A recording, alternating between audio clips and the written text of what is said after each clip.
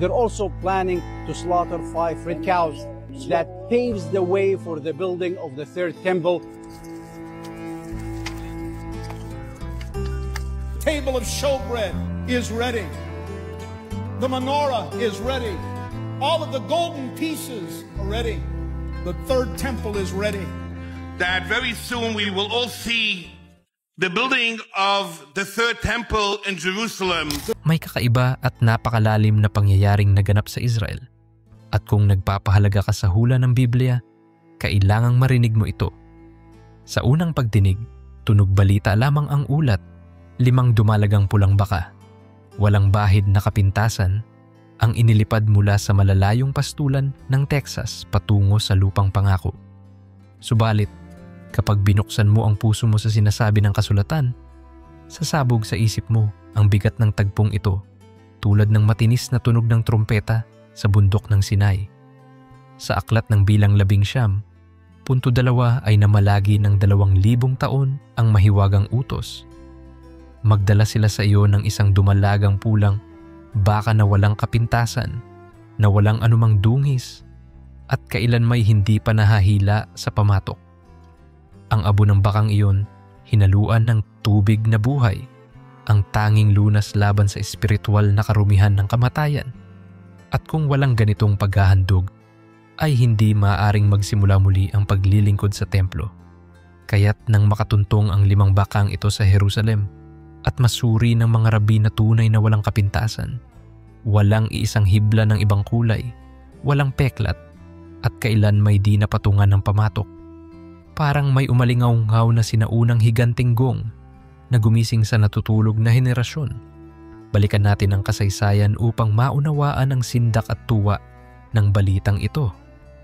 Noong 70 AD, nang lusubin ng mga Romanong legyon ang lungsod, winasak nila hindi lamang ang bato ng ikalawang templo, kundi pati ang tibok ng sagradong ritmo.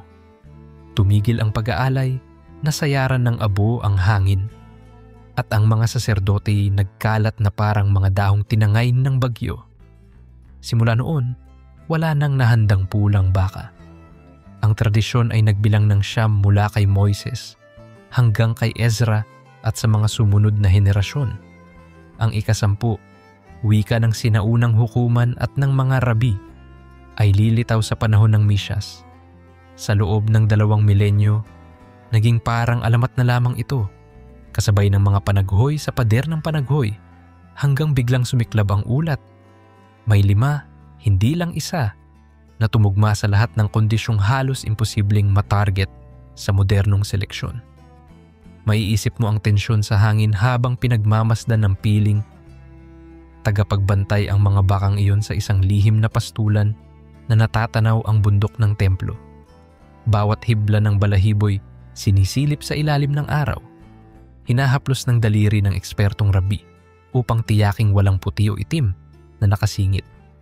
Kapag may natagpo ang kahit isang hiblang ibang kulay, mawawala ang bisa.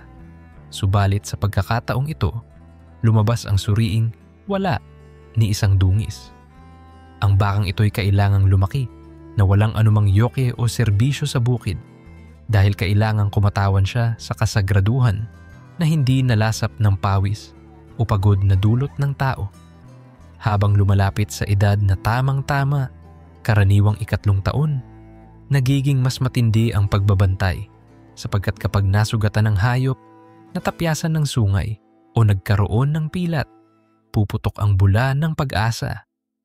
Sa bawat araw na lumilipas ng walang insidenteng ganoon, umiigting ang kabog sa dibdib ng mga nagmamasid. Bakit ba sobrang mahalaga nito? Sa batas ng lumang tipan, ang sinumang humipo sa patay ay nagiging karapat-dapat lamang makalapit sa tabernakulo kapag nawisikan ng pinaghalong abo at tubig na buhay sa 3 at 7 araw, bilang 11, 11 hanggang 13. Sa modernong mundo, halos lahat ay tinatamaan ng karumihan ng kamatayan. Sa ospital, sa libing, sa mga digmaan. Kung wala ang abo, walang saserdoting maaaring italaga, walang sisid lang maaaring ituring na malinis, walang altar na maaaring sindihan. Kaya't para sa mga rabay ng The Temple Institute, na 30 taon nang naghahanda ng mga kasuutan, gawang ginto na menora, at pinong-linong kasuotan ng punong saserdote, ang pagdating ng perpektong baka, ang nawawalang bahagi ng puzzle. Sa isang iglap, maaari nang maging praktikal, hindi na teoretikal, ang muling pagsisimula ng serbisyong pangtemplo. Para sa mga Kristiyano namang taga-subaybay ng hula, lalo pang umuusok ang usapan. Ayon sa 2 Tesalonica 2:4, may isang taong suwail na uupo sa templo ng Diyos at magpapakilalang siya'y Diyos. Paanong mangyayari iyon kung walang pisikal na templo? Dito pumapasok ang drama. Para sa ilan, ang pagtatayong muli ng ikatlong templo, ang mitsa ng dakilang panlilinlang ng Antikristo, ang simula ng 7 taong kapighatian na inilarawan sa aklat ng pahayag. Kaya't kapag narinig nilang handang-handa na ang pulang baka, hindi lang relihiyosong selebrasyon ang sumisiklab, kundi pasintabi ng malalaking hula, parang dagundong ng kulog bago pumutok ang ulan ng hidwaan at mga tanda sa kalangitan. Ngunit bago tayo lamunin ng takot, ilatag natin ang buong larawan ayon kay Apostol Pablo. Kung ang dugo ng mga kambing at toro at abo ng dumalagang baka ay nagpapabanal sa ikalilinis ng laman, gaano pa kaya ang dugo ni Kristo? Hebreo 9:13-14. Ang sakripisyong iniaangat ng pulang baka ay anino lamang ng ganap na sakripisyo ni Jesus sa krus, na minsan at magpakailanman ay nagpadalisay sa ating budhi. Ibig sabihin, bagaman kapanapanabik at nakakakilabot ang obserbasyon sa pulang baka, hindi roon nagtatapos ang kwento ng kaligtasan. Nagsisilbi itong paalala na tinupad na ni Kristo ang pinakatampok na paglilinis. Gayunpaman, tapat ang Diyos sa lahat ng kanyang pangako. At kung bahagi ng plano niyang payagan ang muling pagbangon ng serbisyong pangtemplo upang mailatag ang huling kabanata, tiyak na mangyayari iyon. Gaya ng nangyari ang baha, paghahati ng dagat na pula, at muling pagkabuhay ni Kristo mula sa libingan. Habang naglalakad ka na sa kalye ng Jerusalem, sasalubungin ng sinag ng araw ang gintong kupula ng Dome of the Rock.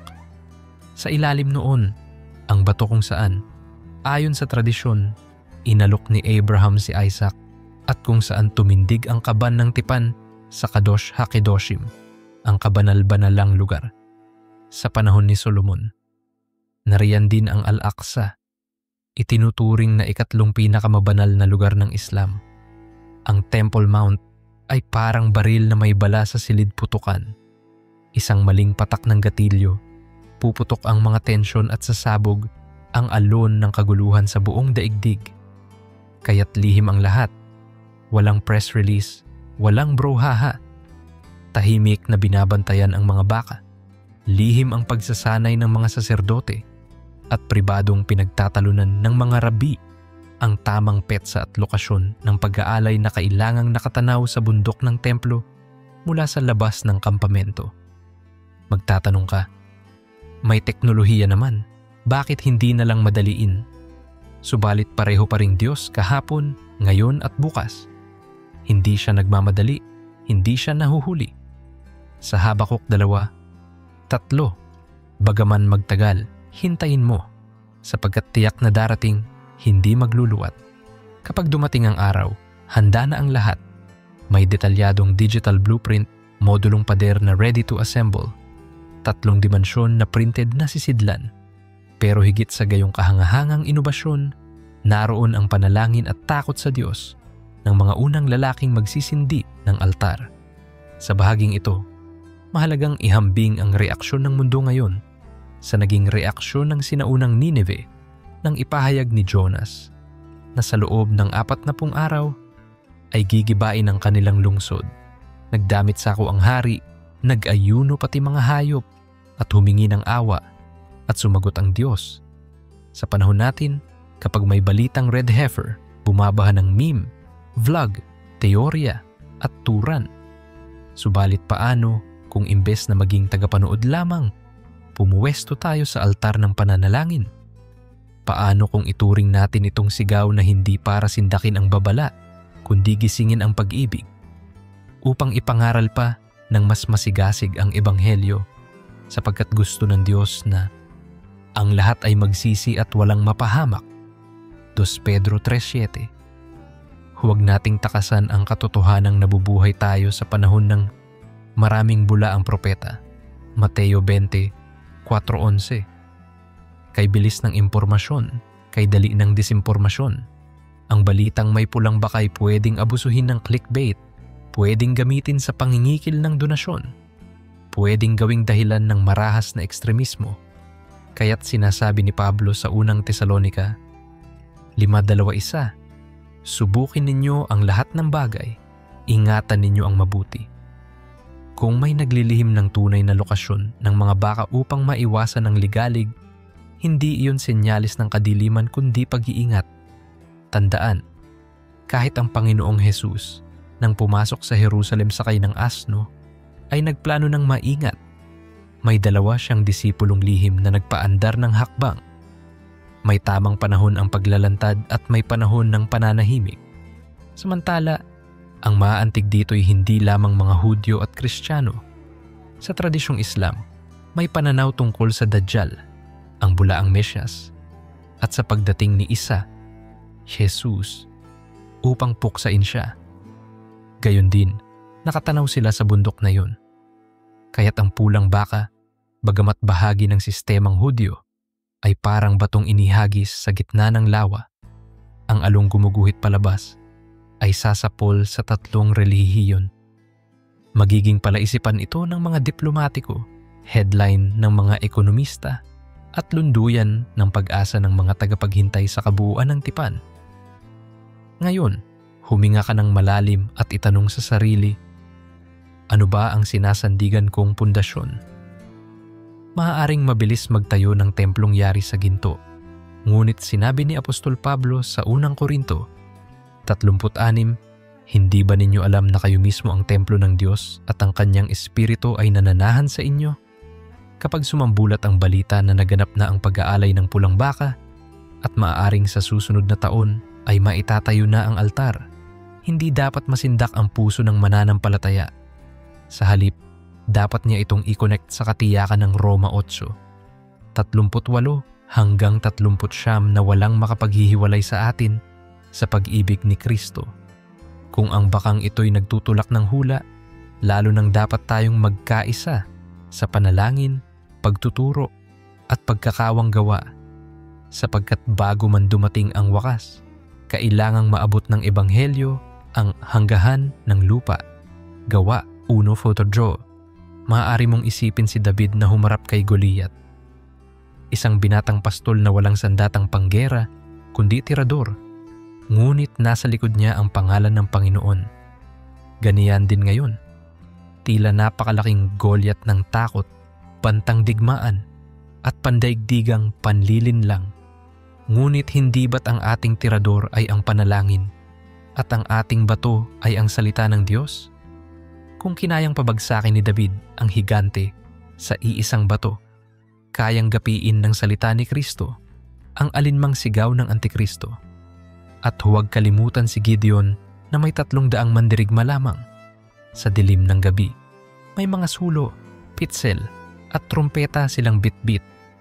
At nang basagin nila ang sisidlan, lumabas ang liwanag at nagtakbuhan ang hukbo ng Midian. Sa gayong larawan, tila sinasabi ng Diyos sa atin, hindi kayo ang magdadala ng tagumpay, ako.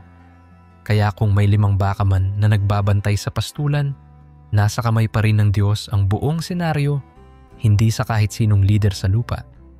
Kapag dumako ka sa Juan 14:27, tutunog ang pangako, kapayapaan ang iniiwan ko sa inyo. Ang aking kapayapaan ang ibinibigay ko sa inyo. Hindi ito gaya ng ibinibigay ng sanlibutan. Anong kapayapaang ibinibigay ng sanlibutan? Marahil kasunduan, permahan, handshake sa harap ng press. Ngunit pwedeng maglaho iyon sa isang iglap kapag may sumabog na kaguluhan. Ang kapayapaang bigay ng Mesyas ay hindi natitinag kahit pumutok ang sirang balita. Kaya habang nanggigigil ang ilan sa sensasyon ng red heifer, magnilay tayo sa kapayapaan ni Kristo.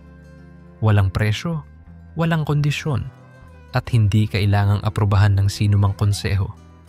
Kung sakaling bukas gumawa ng breaking news na inihandog na nga ang red heifer, magsulputan man ang vlog na may drone shot ng makapal na usok at mga saserdoteng nakasuot ng puting lino, tandaan mong ang puso ng ebanghelyo ay hindi usok ng baka kundi dugo ng kordero.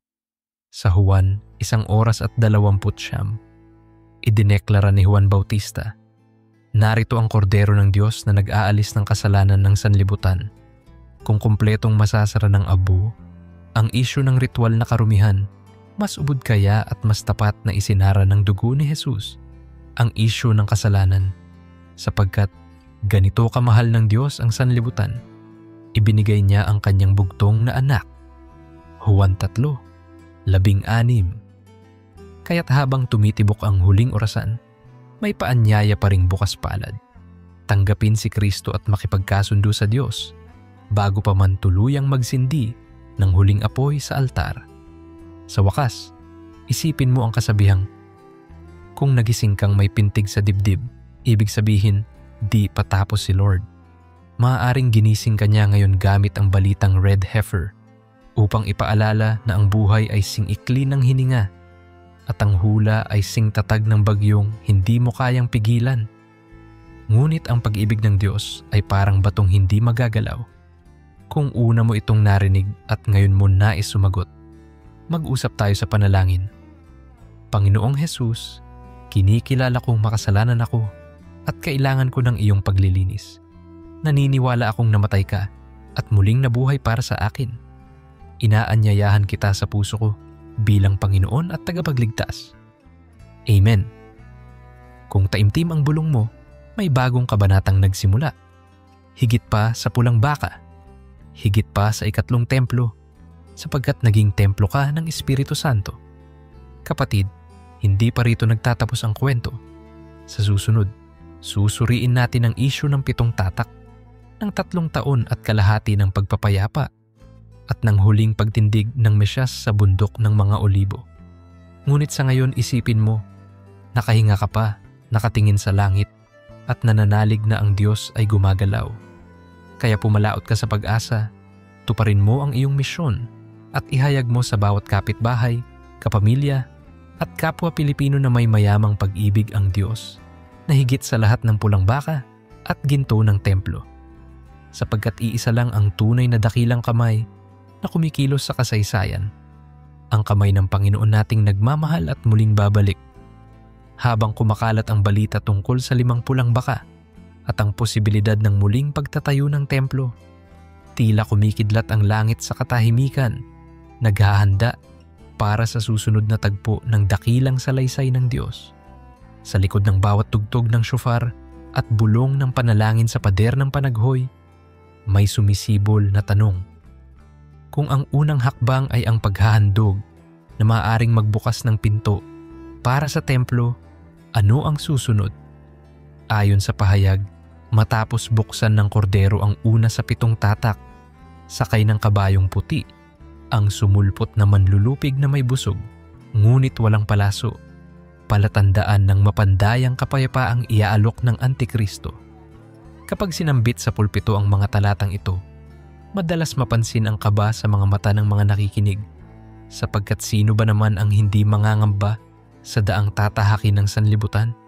Subalit kapatid, tandaan natin ang lihim na kapangyarihan ng kwento ng batang si David na lumapit kay Goliath, hindi upang magyabang, kundi upang patunayan na ang laban ay sa Panginoon at hindi sa sukat ng espada.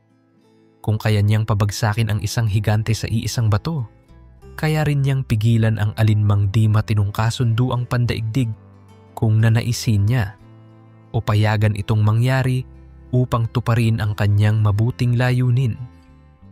Sa pagdaraos ng mga pagpupulong na pampulitika, maaaring mabuo ang kasunduang magbibigay pahintulot sa Israel na muling magtayo ng dambana, kapalit ng pangakong kapayapaang pangrehiyon.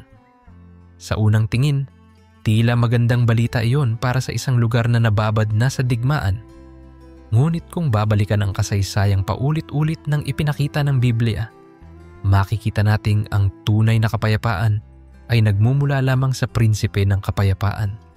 Noong si Haring Asa ay umasa sa pakikipag-alyansa sa hari ng Aram sa halip na magtiwala sa Panginoon, binalaan siya ng propetang si Hanani na mula ngayon magkakaroon ka ng digmaan dahil tinalikuran niya ang tulong ng Diyos.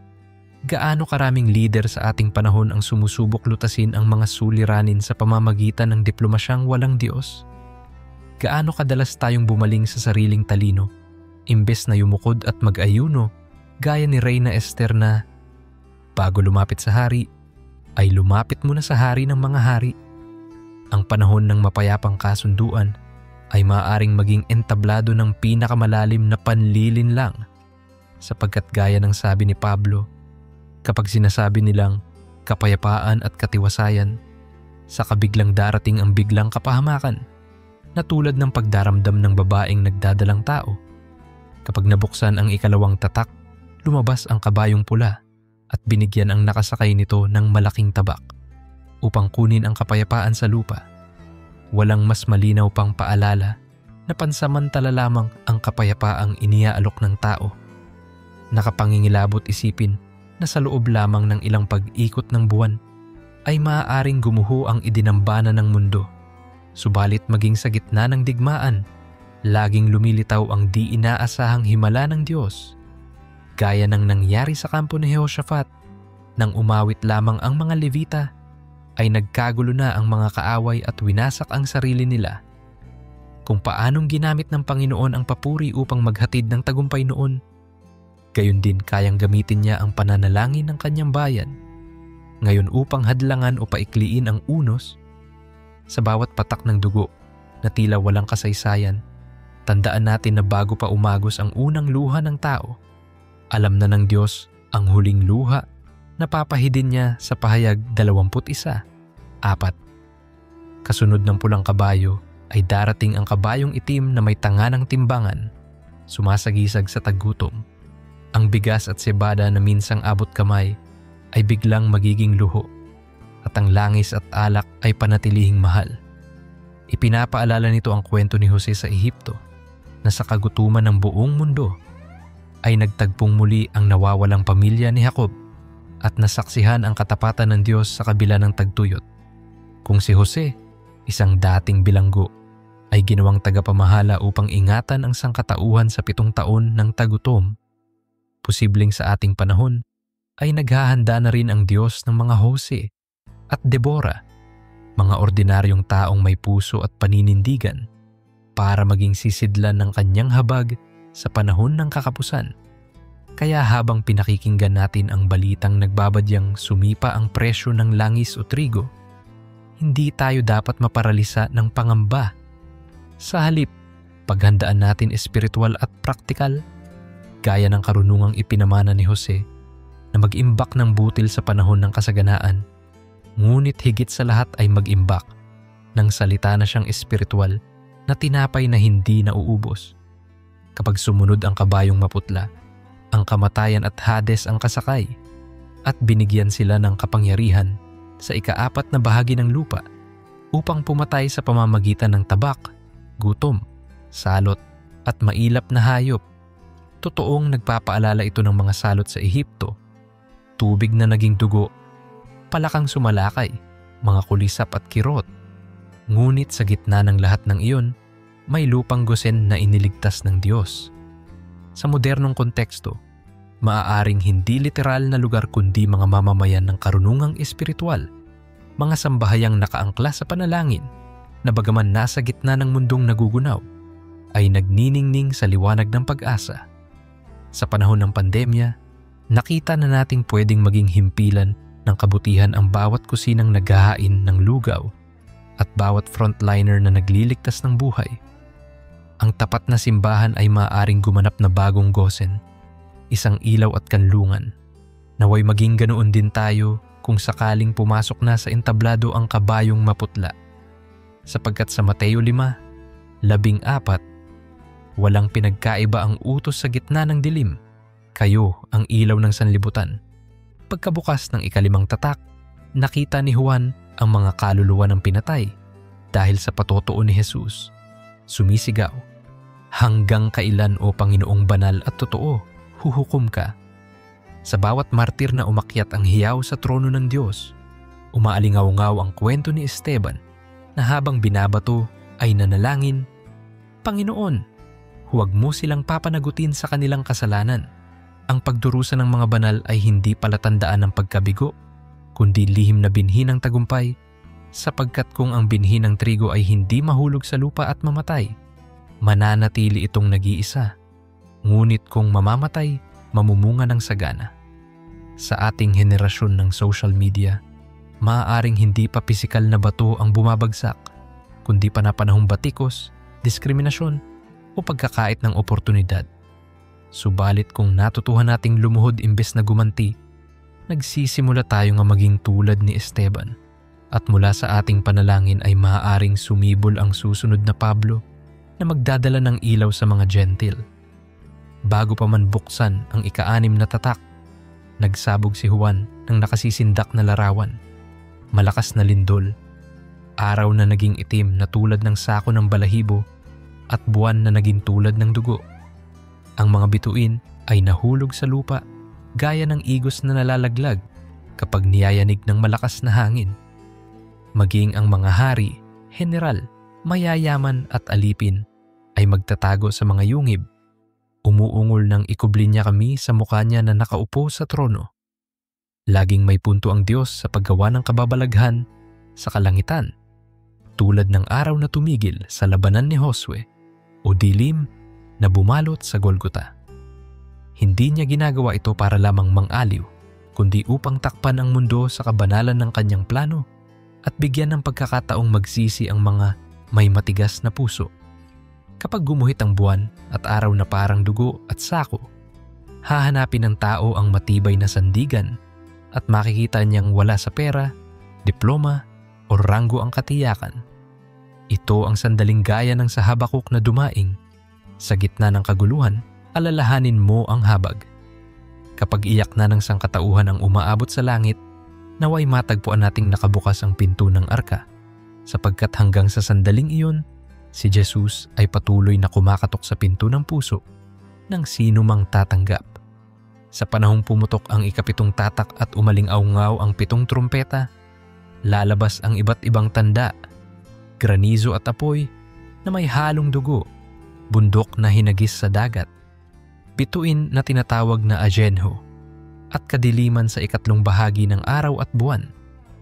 Isipin natin ang unang Pasko ng bawat Israelitang nilagyan ng dugo ng kordero, ang hamba, at dumaan ang anghel ng kamatayan upang patunayan na may hangganan ang kapangyarihan ng Faraon. Kung noon pa lamang, may pinagkaiba na ang mga nasa loob ng bahay na may dugong tanda at ang nasa labas, gaano pa kayang higit sa huling yugto?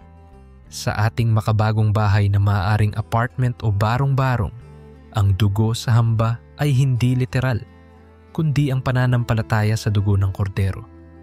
Ang simpleng pananalig sa turo ng ebanghelyo ang siyang makapagliligtas. At gaya ng isa sa 2 magnanakaw na nakabayubay sa tabi ni Jesus, isang salitang, alalahanin mo ako lang ang kailangan. Sa gayong paraan, naging patotoo si Jesus na sa pinakamadilim na oras ng sangkatauhan, sapat pa ring sumagi sa puso ang pagsisisi at agaran siyang tutugon ng, ngayon di makakasama kita sa paraiso. Sa pagputok ng 5 trumpeta, mabubuksan ang balon ng kalalim-laliman, lalabas ang mga espiritong gaya ng balang na may kapangyarihang saktan ang tao. Nakakatindig balahibo ang imahen, ngunit may kasamang paglalarawan na tatatak. Sila'y inutusan na huwag saktan ang mga may tatak ng Diyos sa noo.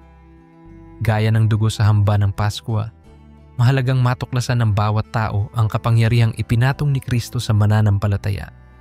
Sa Efeso 1:13, sinelyuhan tayo ng Espiritu Santo bilang tanda ng ating mana. Kapag naunawaan nating higit na totoo ang tatak ng Diyos kaysa anumang microchip o marka ng kaaway, magiging malinaw na pader ng proteksyon ng ating pagkakakilanlan kay Kristo. Tulad ng kwento ni Daniel na bagaman inihagis sa yungib ng leon, ay hindi tinablan ng gutom ng mga mababangis. Sa ating henerasyon, maaaring hindi leon kundi mga sistemang nagtatangkang gawing legal ang immoral o gawing normal ang masama. Subalit anumang sumunggab sa taong natatakan ng Panginoon ay tatagpuan si Kristo bilang harang. Sa ika-6 na trumpeta, magtitipon ng hukbo mula sa silangan. May bilang na 20,000 tigsasandaan. Tila paalala sa hukbong binuo ni Haring Xerxes nang lusubin niya ang Gresya o 10 milyong sundalo sa giyera sa kasaysayan. Ngunit ang mas mahalaga ay ang alaala ng isang maliit na pangkat. Si Gideon na binawasan ng Diyos mula 32,000 hanggang 300 lamang. Ipinakita ni Yahweh na hindi sa bilang nakasalalay ang tagumpay. Sa oras na tantiyahin ng mundo ang lakas batay sa tangke, drone at missile, paiigtingin ng Diyos ang kanyang plano gamit ang mga lingkod na, bagaman kakaunti, ay may dalang tapang na galing sa pananalangin. Sa mundong sumasamba sa algorithm at likes, pili niya ang iilang may pusong tapat, gaya ng isang batang nagbigay ng 5 tinapay at 2 isda. Sa kamay ng Mesyas, sapat iyon upang pakainin ang libo-libo. Sa kamay ng Diyos, kayang pigilan ng iisang panalangin ng matuwid ang pagdami ng salot.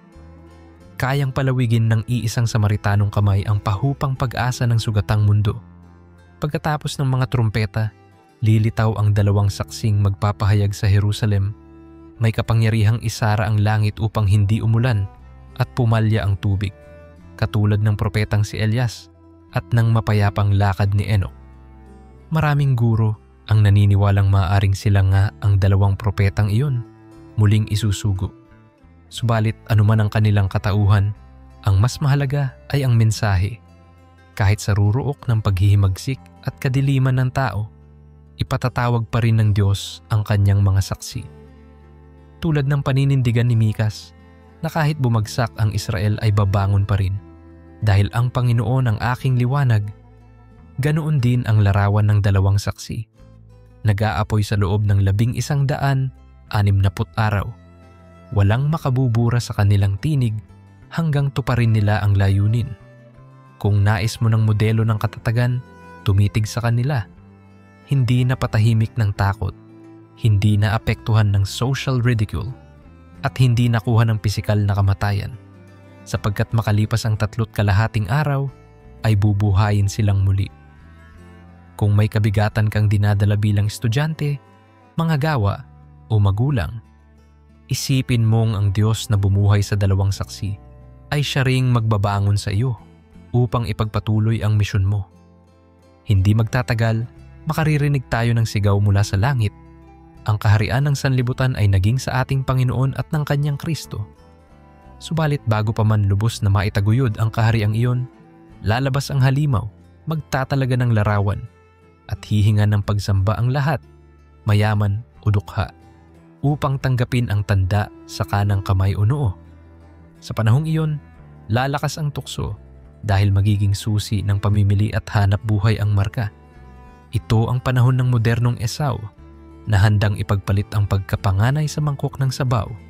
Ngunit hinding-hindi magwawagi si Satanas sa mga taong gaya ni Jose na tumangging mahulog sa tukso ng asawa ni Potiphar.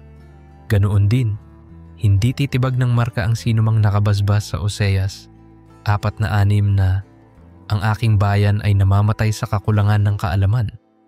Ang kaalamang ito ay higit pa sa impormasyon. Ito ang buhay na salita na nakasulat sa ating puso.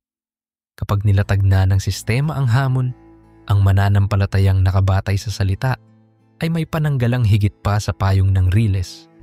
Dahil mayroon siyang walang hanggang pangako na hindi kita iiwan ni pababayaan. Hebreo 13:5. Sa pagring ng 7 trumpeta at pagsisimula ng pag-ikot ng 7 mangkok ng puot, lalabas ang makukuhang pigsa, masasaktan ang dagat, at tutuyo ang Euphrates. Inihahanda ang mayamang lambak para sa labanan ng Armageddon. Parang eksena sa pelikula kung iisipin, subalit totoong sinambit na ni Propeta Zacarias na titindig ang Panginoon sa bundok ng mga olibo at mahahati iyon mula silangan hanggang kanluran. Sa dulo ng lahat ng giyera, ang hari ng mga hari ay babalik sakay ng puting kabayo. may koronang maraming diademang hindi kayang bilangin, kung paanong pinangunahan niya si Israel sa ulap sa araw at haliging apoy sa gabi. Pangungunahan niya ang kanyang hukbo ng pagliligtas. Ang kanyang espada ay salita, hindi bakal. Bunga ng bibig ang kapahamakan ng kanyang mga kaaway. Sa paningin ng mundo, tila imposible iyon. Subalit ganyan din ng tawirin ni Moises ang dagat na pula. Ang imposible ay naging daan ng pagpapanibago. Pagkatapos, isasara ng Diyos ang aklat ng lumang sanlibutan at bubuksan ang bagong langit at bagong lupa. Sa puntong ito, ang mga pulang baka, ang templo, ang 7 tatak at 7 trumpeta ay magiging bahagi na lamang ng alaala sapagkat tuluyan ng mananahan ang Diyos kasama ng tao. Ang mga mansyon na inihanda ni Jesus ay hindi gawa sa mabuting gawa o relihiyosong ritual, kundi sa kanyang dugo at biyaya. Lulusong siya sa lungsod na may kalsadang ginto at magmumula sa trono ang ilog ng buhay na bumubukal sa gitna ng lansangan. Sa ilalim ng lilim ng puno ng buhay, magkikita-kita ang mga nilinis ng kordero, si Adan at si Eva, si Abraham at si Sara, si Maria at si Jose, at posibleng ikaw at ako. Hindi na nag-aalala sa gutom, giyera o bayarin, sapagkat ang dating mga bagay ay lumipas na. Sa paghahanda para sa dakilang araw na iyon, ano ang magagawa natin ngayon? Una, magbabad sa salita araw-araw, tulad ni Maria na umupo sa paanan ni Jesus. Piniling makinig sa kanyang mga salita kaysa ubusin ang lakas sa pagkabalisa. Ikalawa, magdasal ng walang humpay gaya ni Daniel, na kahit pagbawalan man, binuksan pa rin ang bintana at lumuhod 3 beses sa isang araw. Ikatlo, magmahal ng radikal, sapagkat si Juan 13:35 ay nagsabing, sa pamamagitan nito malalaman ng lahat na kayo'y aking mga alagad, kung kayo ay may pag-ibig sa isa't isa. Sa pagharap sa mga huling araw, maaaring hindi karunungan ng teolohiya ang magpapanalo, kundi ang katotohanan ng pagmamahal sa kaaway, pag-akay sa ulila, at pagpapakain sa nagugutom. Gaya ng babae sa Bethania na nagbuhos ng mamahaling pabangong nardo sa paa ni Jesus, ang simpleng akto ng pagsamba ay nag-ukit ng alaala sa kawalang hanggan.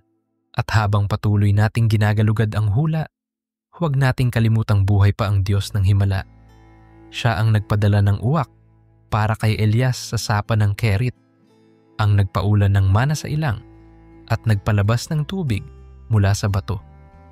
Kung dumating man ang panahon ng tatak o tatakpan ng dilim ang langit, nasa kamay pa rin niya ang bawat biyayang bubuhos sa kanyang bayan.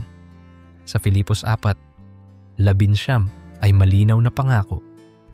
Ayon sa kanyang kayamanan sa kaluwalhatian, dudulutan niya kayo ng lahat ng inyong kailangan kay Kristo Jesus.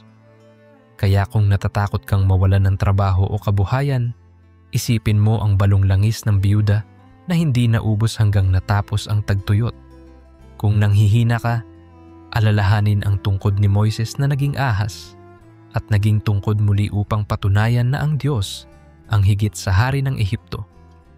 Kung may pakiramdam kang ikaw ay maliit, tandaan na si Rahab na isang patutot ay isinama ng Diyos sa angkan ng Mesyas dahil kumapit siya sa pananalig, at si Ruth na dayuhan ay naging lola ni Haring David dahil naglakad siya sa kabutihang loob kahit nagluluksa. Ang panahon ng wakas ay hindi naghahanap ng perpekto, kundi tapat. Kapag sumigaw si Jesus mula sa kalangitan ng halika, hindi niya tatanungin kung nasaan ang iyong diploma o kung gaano kalaki ang iyong bahay, kundi kung tinanggap mo ba siya at ibinahagi sa iba ang biyayang natamo mo.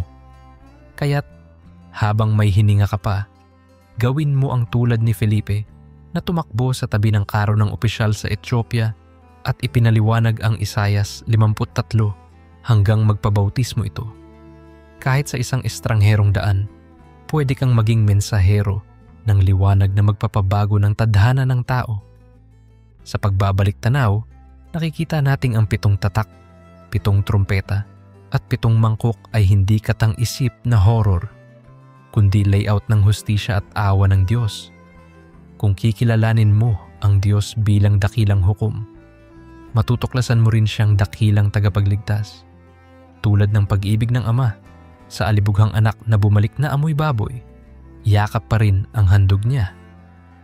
Sa iyong paglalakad sa huling mga araw, baka minsan madapa ka, matakot, malumbay, ngunit huwag mong kalimutan ang pangako sa Kawikaan 24. 16 na bagaman 7 ulit mabuwal ang matuwid, bumabangon siyang muli, sapagkat hindi ang lakas ng bisig mo ang magdadala sa iyo, kundi ang kamay na minsang ipinako sa krus. Ngayon ay nakaunat na humihila sa iyo pataas. Marahil bumibigat ang iyong dibdib sa dami ng nilalaman. Huwag mong hayaan na maging hupa lamang ng impormasyon ang lahat ng ito. Gawing gasolina ng pagbabago. Kung may kasalanang kinukupkop, iwaksi mo na.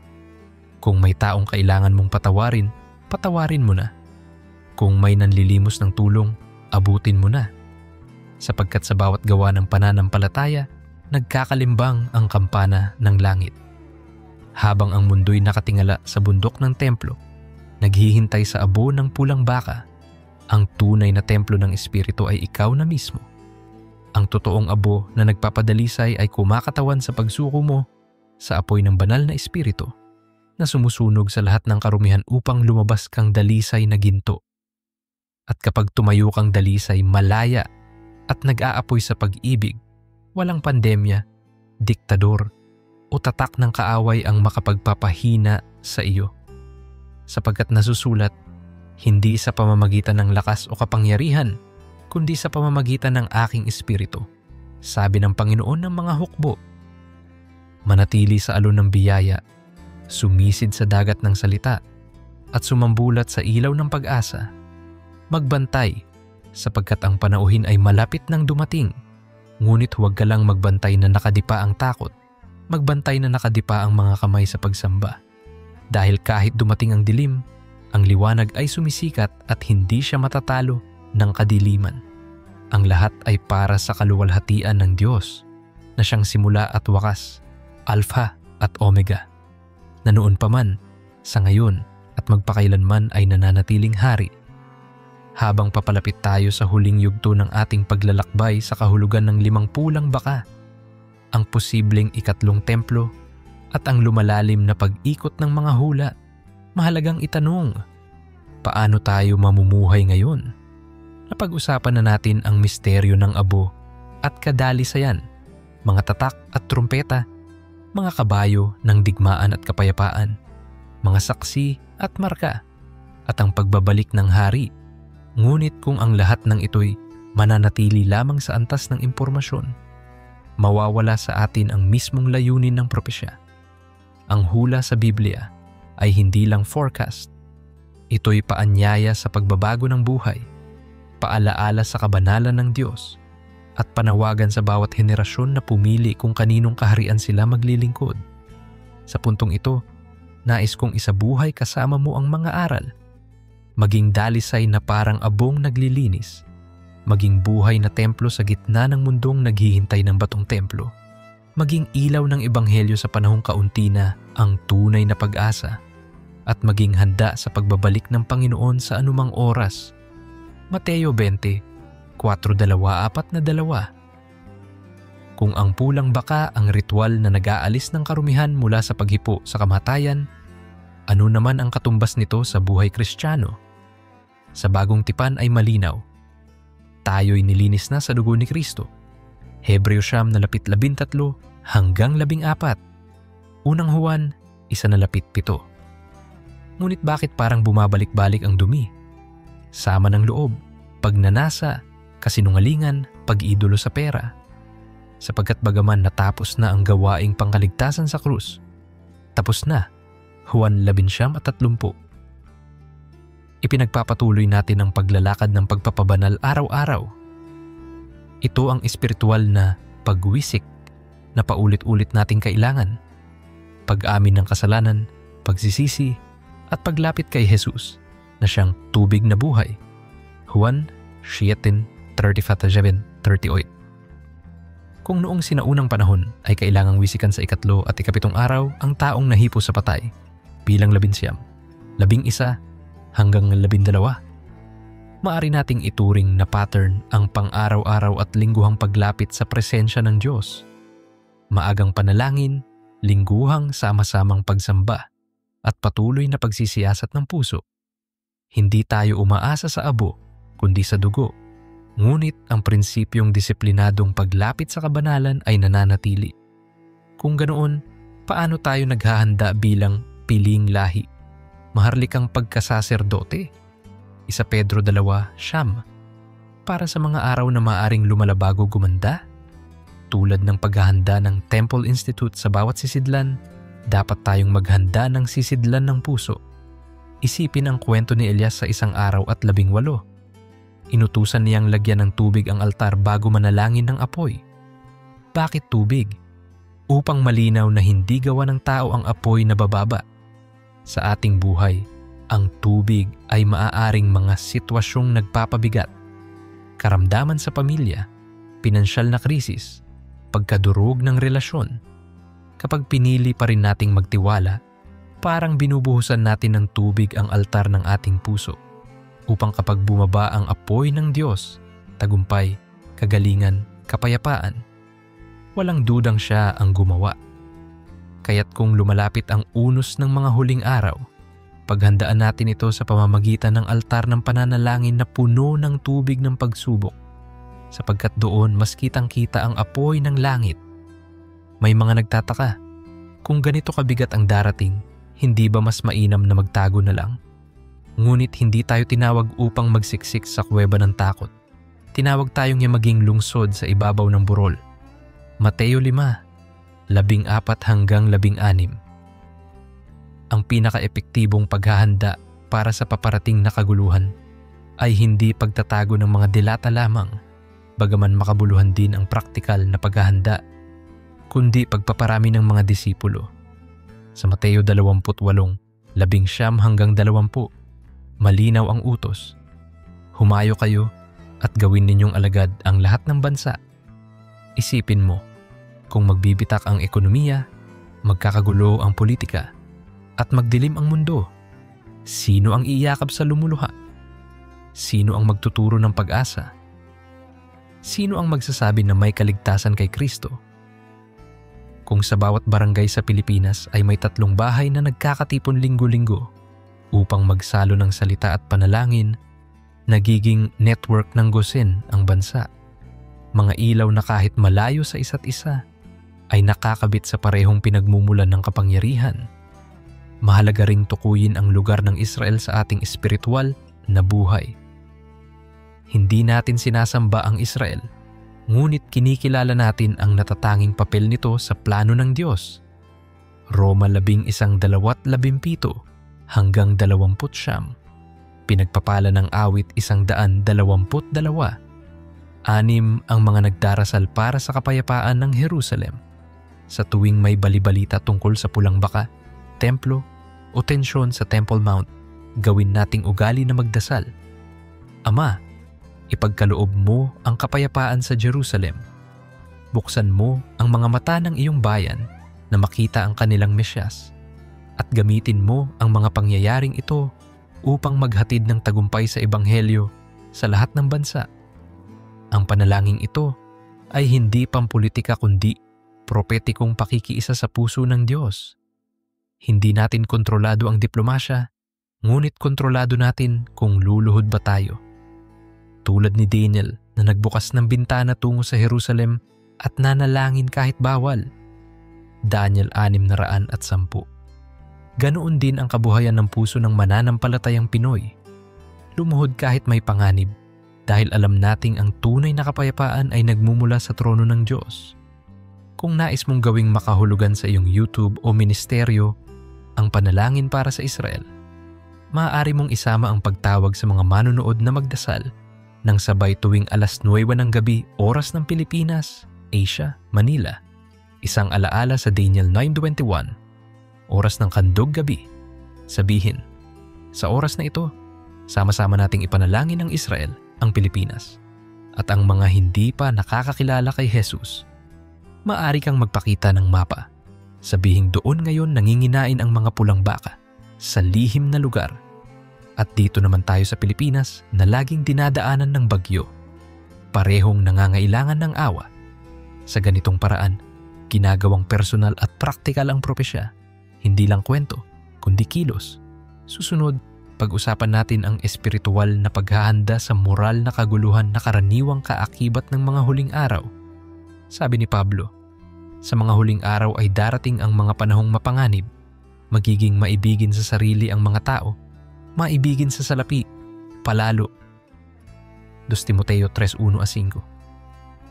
Kung titingnan mo ang social media, tila checklist ito ng ating kultura. Ang Lunas ay hindi moralismo, kundi pagbabagong buhay sa loob. Roma 12:1 ang plano. Ialay ang katawan bilang buhay na handog. Huwag makiayon sa sanlibutan.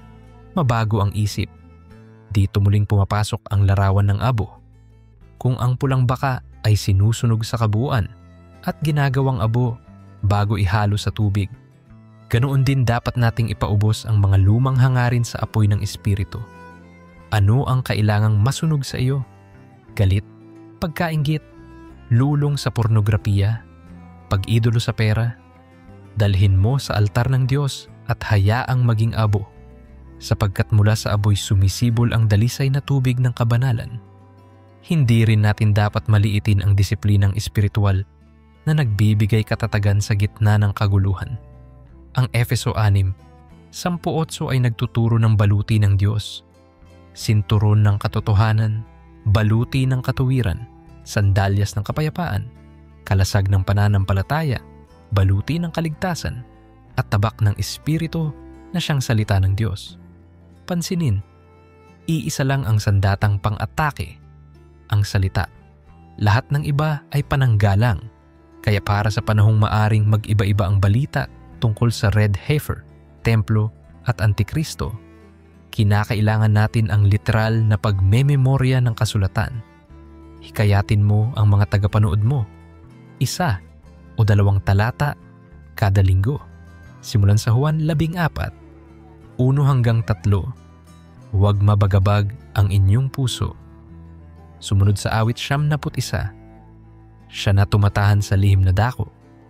At iba pa, sa krisis, ang automatikong lalabas sa bibig mo ay kung ano ang malalim sa iyong puso. Kapag salita ng Diyos iyon, magiging tabak mo iyon laban sa takot. Ngayon, paano kung dumating ang aktual na balitang naisagawa na ang ritual ng pulang baka? Ang unang tukso ay mag-panic content, headline, spekulasyon, clickbait. Ngunit bilang tagapagdala ng liwanag, magtatakda tayong iba. Ipapaliwanag ang konteksto ng bilang 19. Ilalagay sa timeline ng kasaysayan ng Israel at ihahambing sa katuparan kay Kristo. Pagkatapos, mag-aanyaya ng pananalangin. Sa bawat balitang mainit, palamigin natin sa presensya ng Diyos. Kung may balitang gumulong ang modular altar sa Temple Mount, agad nating ipinaalala ang 1 Corinthians 3:11. Walang ibang pundasyon kundi si Kristo. Kung may kumalat na balitang paparating ang kasunduan ng kapayapaan, iparehas natin sa Daniel 9:27 at bigyan ng payong huwag agad maniwala sa lahat ng claim hanggang may malinaw na patunay, ngunit laging maging handa espiritual. Gamitin ang krisis bilang klase ng Biblia online. Mahalaga ring tingnan kung paano tayo, bilang mga Pilipino, maaaring gumanap sa pandaigdigang misyon habang umiinit ang propetikong klima. Ang Pilipinas ay bansang misyonero, milyon-milyong OFW ang nakakalat sa gitnang silangan, Europa at Amerika. Marami sa kanila'y lingkod ng tahanan, nurse, inhinyero, manggagawa. Sila ang ating modernong naglalakang epistola.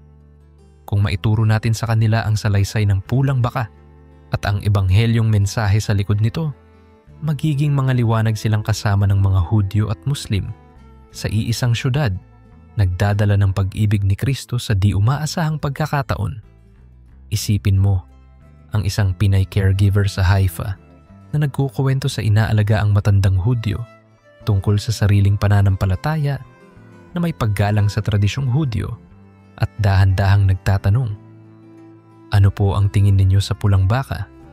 maaari ko po bang ibahagi ang sinabi ni Jesus tungkol sa tubig na buhay? Sa ganitong tahimik na paraan gumagalaw ang kaharian. Hindi laging nasa headline, ngunit nasa puso. Habang pinaghahabi natin ang propesya sa praktikal na pamumuhay, dapat din nating harapin ang tanong ng paghihirap. Kung susunod ang pag-uusig, handa ba tayo? Sa Gawa 16, pinalo sina Pablo at Silas at ikinulong.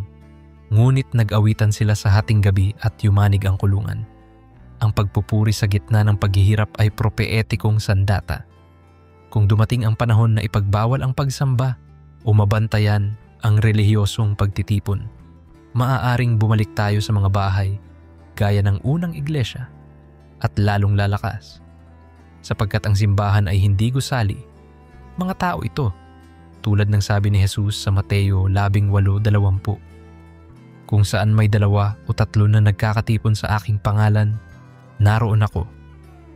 Kaya kahit magtayo pa ng 3 templo sa Jerusalem, hindi kukulangin ang presensya ni Kristo sa kubo ng isang magsasaka sa Nueva Ecija na nagbabasa ng Biblia sa ilalim ng gasera. Pag-usapan din natin ang pamilya sapagkat ito ang pinakamaliit na templo ng pananampalataya. Kung gusto nating maging handa sa hula, simulan sa hapagkainan. Maglaan ng isang gabi kada linggo sa pagbabasa ng kasulatan bilang pamilya. Maaaring magsimula sa mga kwento ng bata.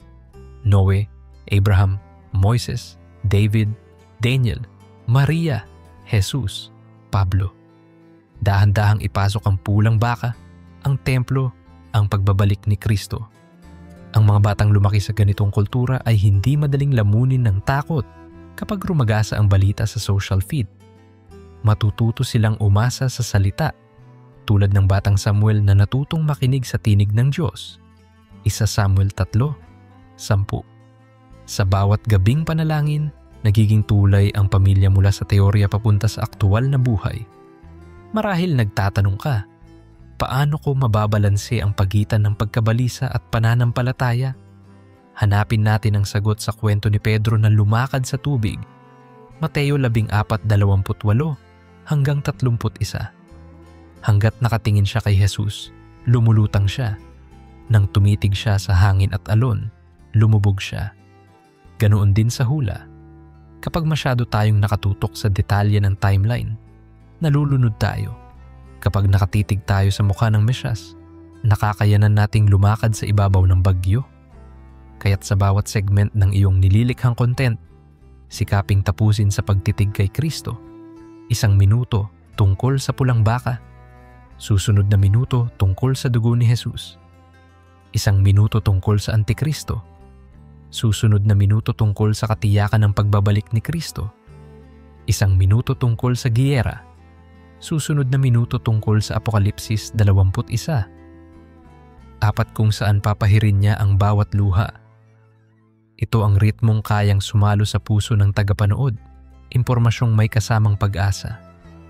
Sa paningin ng iba, ang pagtutuon sa hulay maaaring mukhang kabaliwan, subalit tandaan na tinawag ding baliw si Noe habang gumagawa ng arka sa tuyong lupa. Hebreo 11:7. Nang bumuhos ang ulan, ang baliw ang naging handa. Hindi ibig sabihin ay magpakatindi tayong paranoid. Ibig sabihin ay maging masunurin kahit hindi pa nauunawaan ng iba. Kapag itinutulak ka ng espiritu na mag-imbak ng kaunting pagkain, hindi dahil sa takot kundi sa biyayang maibahagi sa kapitbahay, sa oras ng sakuna, gawin mo. Kapag tinawag kang mag-aral ng wikang Hebreo o Arabiko upang maging mas mabisa sa misyon, gawin mo.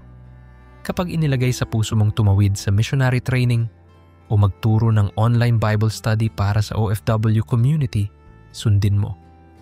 Ang pagsunod sa maliliit na utos ang naghahanda sa atin para sa malalaking yugto ng kasaysayan. Paglapit natin sa rurok ng kwento, alalahanin ang pangako ng unang Tesalonika, 4, 16 hanggang 18. Ang Panginoon mismo ay bababa mula sa langit na may sigaw, tinig ng arkanghel, at pagtunog ng trumpeta ng Diyos, at ang mga namatay kay Kristo ay unang mabubuhay. Kaya't aliwin ninyo ang isa't isa sa mga salitang ito. Ang huling nota ng ating pagninilay ay hindi takot kundi aliw. Kung ikaw ay kay Kristo, ang wakas ng mundo ay simula lamang ng walang hanggang buhay sa piling niya. Ang mga pulang baka, mga abo, mga altar, mga kabayo, mga tatak, lahat ay hagdan patungo sa katotohanan ito. Babalik siya. At kapag bumalik siya, ang bawat planong nagdulot sa atin ng pagod ay mabibigyan ng saysay, sapagkat makikita natin siya ng mukhaan. Unang Juan 3:2. Sa puntong ito, nais kitang anyayahan sa isang panalangin ng paghahanda. Isara mo sandali ang iyong mga mata. Oo, kahit nagbabasa ka sa cellphone, at sabihin, Panginoong Jesus, nauunawaan kong ang mga tanda ng panahon ay lumalapit. Hindi ko alam kung kailan, ngunit alam kong tapat ka. Nililinis mo ako sa iyong dugo. Isinusuko ko ang aking takot, galit, pagkabalisa at kasalanan. Gawin mo akong buhay na templo. Gamitin mo ang aking pamilya, ang aking online platforms, ang aking hanapbuhay upang ikalat ang iyong ebanghelyo. Pinubuksan ko ang puso ko para sa kapangyarihan ng iyong espiritu.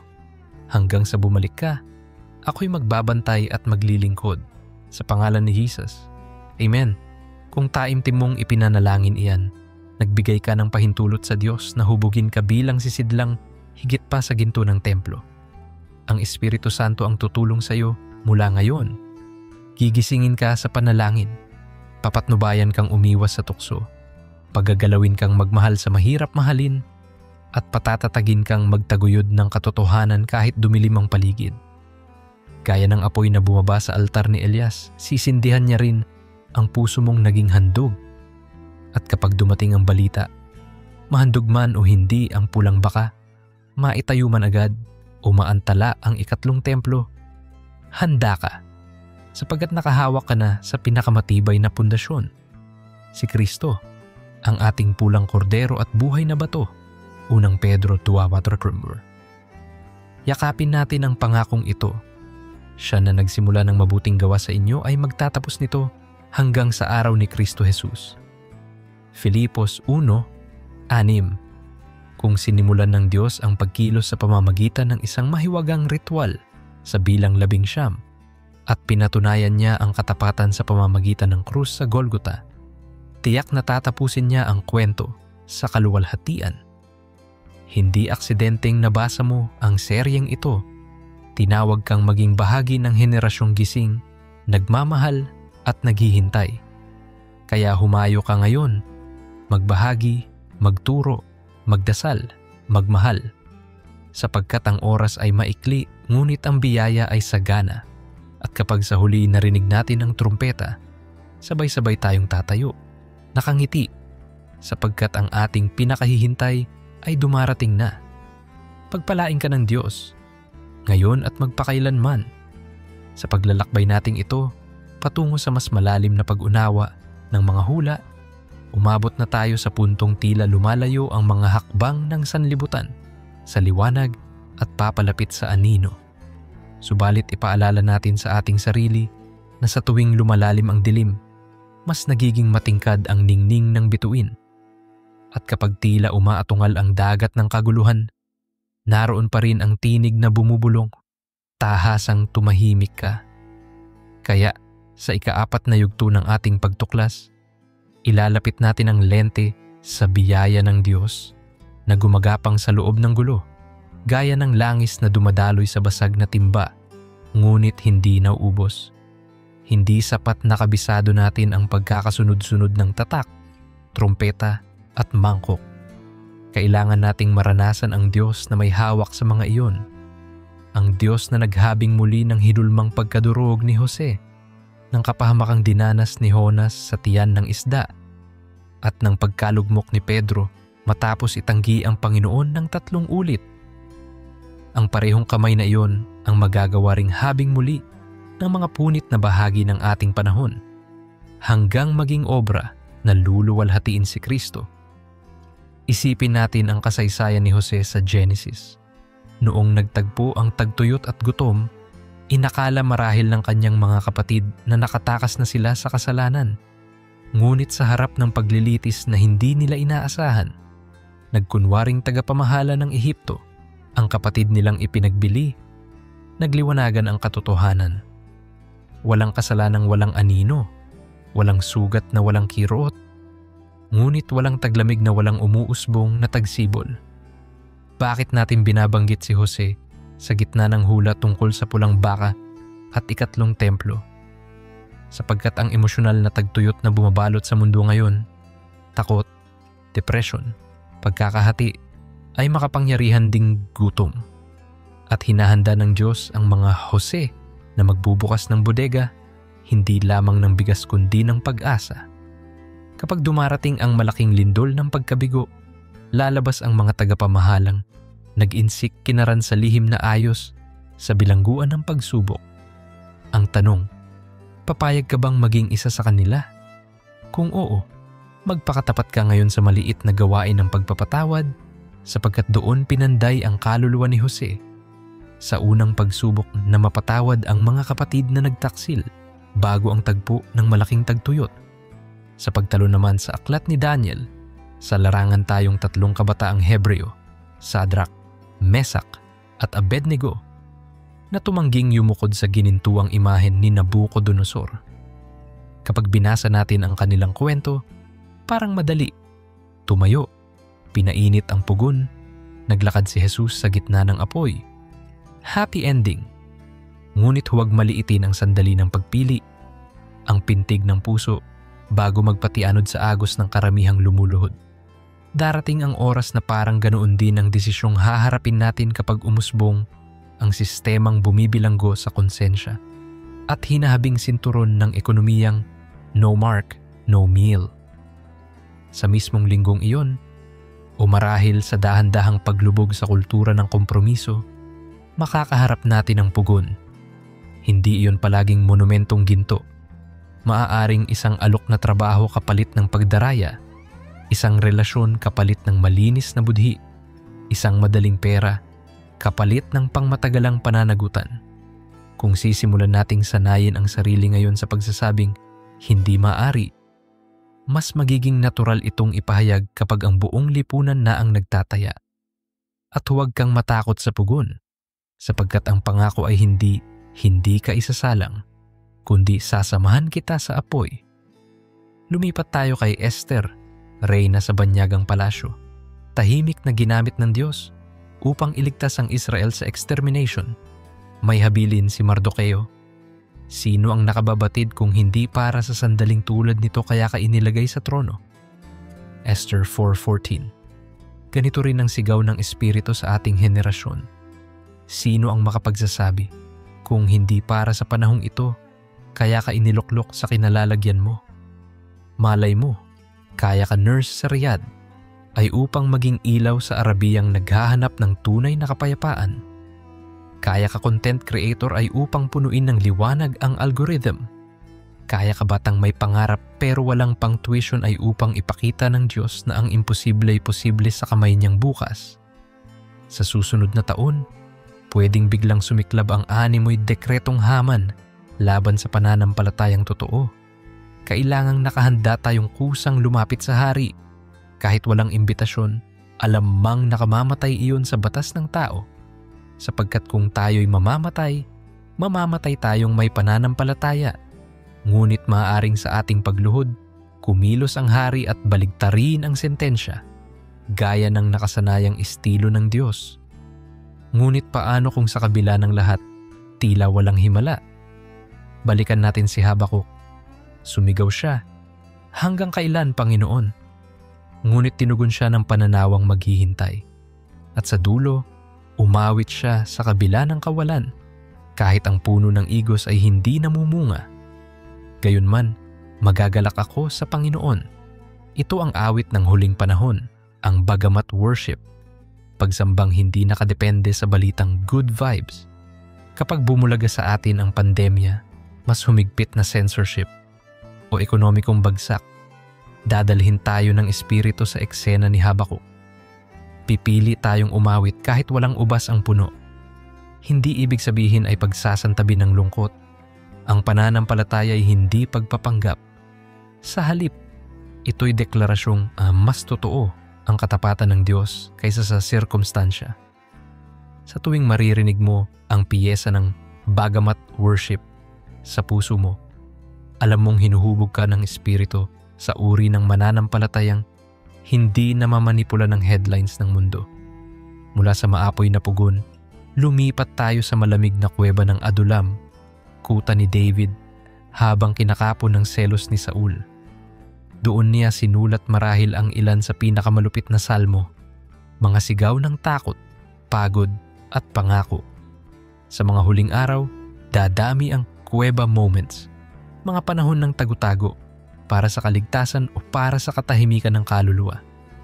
Huwag nating katakutang maging si David na takbo ng takbo, sapagkat doon na ipanganak ang awitin ng bandilang, ang Panginoon ang aking pastol. Kung may sandaling mapadpad ka sa silid na parang Adulam, walang liwanag, wala kang tiwala kung sino ang kaibigan, alalahanin mong maaaring doon kalilikha ng himig na magpapatibay sa susunod na henerasyon. Huwag kalilimutang binubuo ni Yahweh ang kanyang hukbo sa kuweba ng pagkawasak, gaya ng mga nagsidating kay David na puro inuutang at wasak ang loob. At sila ring naging malalakas na tauhan paglipas ng panahon. Siyempre, hindi kumpleto ang paglalakbay kung hindi babalikan ang krus, sapagkat anumang propesyang inililitaw ng red heifer ay anino ng sakripisyong tumapos sa lahat ng ritual.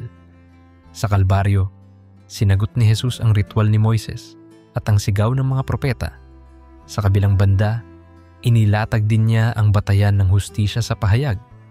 Kung tititig ka kay Kristo roon, walang anyo at kagandahan, duguan, hinubaran, ipinako. Matatagpuan mo ang lahat ng hula at sagot. Ang bawat galos ay tila perpektong titik sa kasulatang nag-aalis ng pagkakautang natin. Bawat tulo ng dugo ay parang abo na inihalo sa living water upang iwisik sa ating kaluluwa. Kapag muling tinutok ng Espiritu ang iyong puso sa krus, parang binubura ng langit ang pangitain mo ng takot at ipinapalit ang larawan ng pag-ibig. Ganitong klase ng pagbabago ang kailangan ng mundo bago dumating ang huling putok ng trumpeta. Sa liwanag ng krus, mas mauunawaan din natin ang kahulugan ng paghihintay.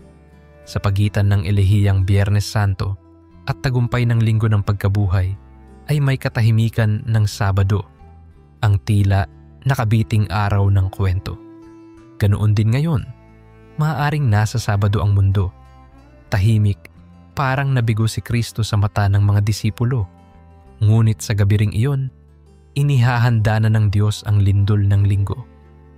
Kung ang pinagdaan ng Sabado ang nagturo sa mga disipulo ng pagtitiwala lampas sa nakikita, likas na mas malalim pa ang aral sa tinatagal nating paghihintay.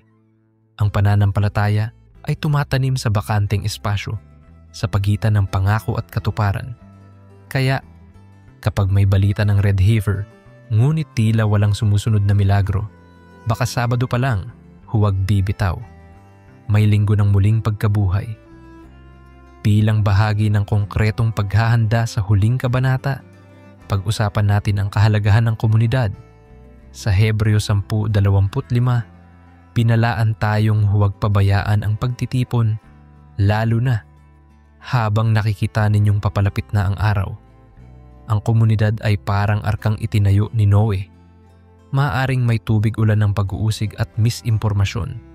Ngunit sa loob ng kalakhan ng arkang ito, may espasyong magbahagi ng pagkain, manguna sa awit at magpalakas ng loob. Kung wala ka pang ganitong samahan, magsimula ka na kahit 2 o 3 lamang, sapagkat naroon si Kristo.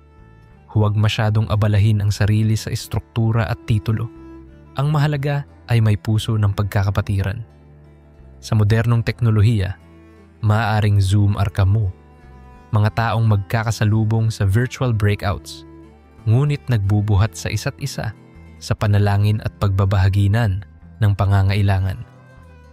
Kasabay nito, huwag nating pabayaan ang dimensyong pisikal ng paghahanda sa paraang may pananampalataya at hindi takot. Sa Genesis 41, nag-imbak si Jose ng 7 ng ani sa 7 taong kasaganaan upang harapin ang 7 taong taggutom. Ang Diyos ang nagbigay sa kaniya ng plano. Ang pagsunod ay pananampalataya. Kung binubulong ng Espiritu na magtabi ng kaunting bigas o malinis na tubig, gawin mo. Hindi iyon kawalan ng tiwala kundi praktikal na kabanalan. Ngunit sabayan ito ng espiritual na imbakan. I-memorize ang salita. I-archive ang himno sa puso. I-stock ang pasensya. I-store ang kagalakan. Kapag pinagsama mo ang bigas at salmo, kape at kawikaan, gamot at Mateo, mas handa kang mag-alok hindi lang ng kanin kundi ng kapahingahan sa nagugutom na kapwa. Mahalaga ring pag-usapan ang pagbabantay laban sa espiritu ng panlilinlang. Sapagkat kung totoong paparating ang Antikristo, mauuna ang mabangong pabango ng kasinungalingan. Sa 2 Korinto 11:14, nagbabala si Pablo na si Satanas ay nagpapakunwari ring anghel ng liwanag. Sa ating media-saturated na lipunan, madali tayong mapasayaw sa tugtog ng nakakaaliw na kalakaran. Isang self-help Jesus, isang prosperity without cross, o isang moralismo na walang kapangyarihan ng Espiritu.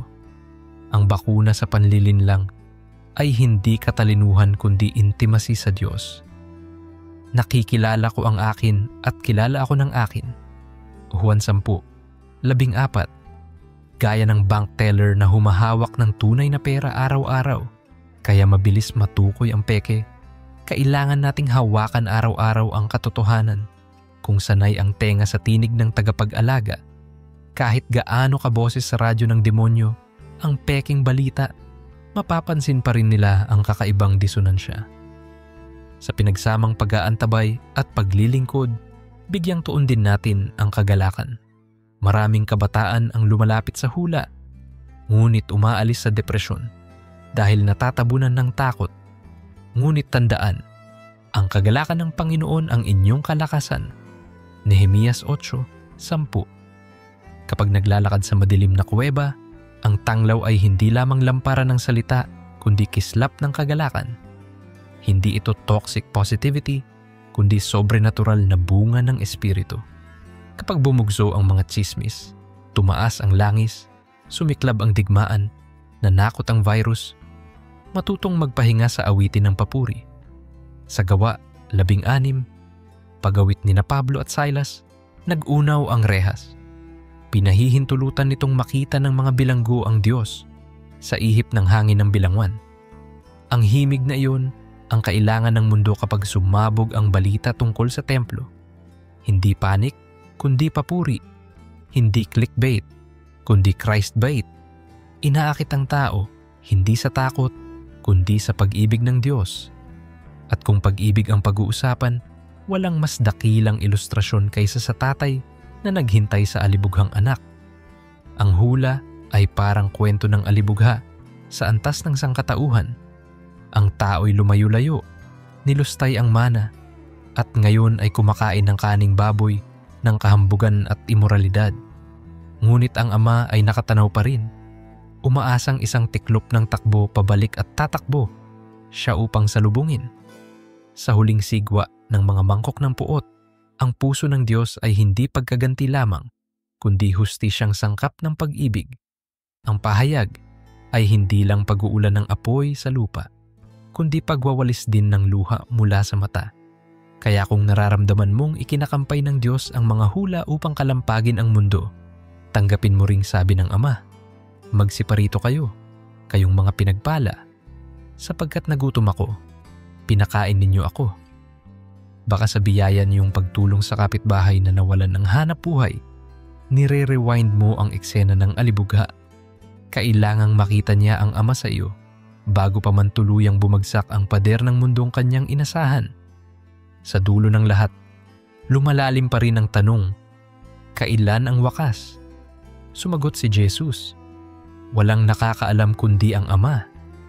Kaya bakit pinag-aaralan natin ito? Sapagkat hindi para magbilang ng petsa, para mamuhay ng handa sa bawat petsa. Kung ngayon ang huling araw, handa ka ba? Kung bukas pa, maglilingkod ka ba ng may parehong kasigasigan? Ganyan ang espiritu ng Maranatha, hindi countdown, kundi posture ng puso, laging nakaharap sa silangan, nag-aabang ng liwanag, ngunit habang naghihintay, nag-aararo sa bukirin ng misyon. Kung bibilangin man natin, bilangin natin ang kaluluwang maaabot, ang gutom na mapapakain, at ang salitang mailalathala bago sumara ang lahat.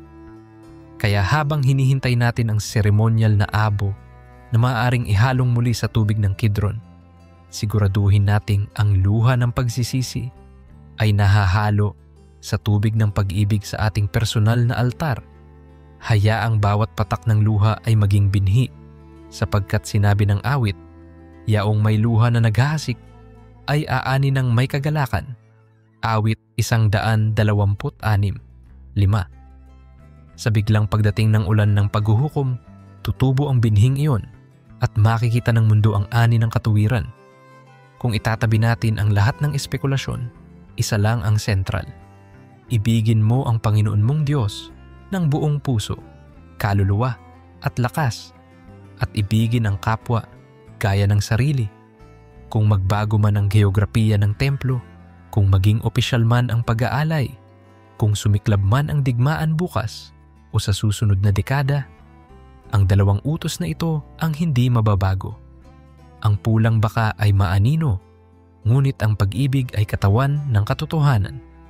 Sa gayong perspektibo, napapailalim ang lahat ng hula sa bitag ng pag-ibig. At kapag namuhay ka na sa pag-ibig, natupad mo na ang kabuuan ng kautusan. Nangangahulugang nilakaran mo na ang hula ng hindi naliligaw.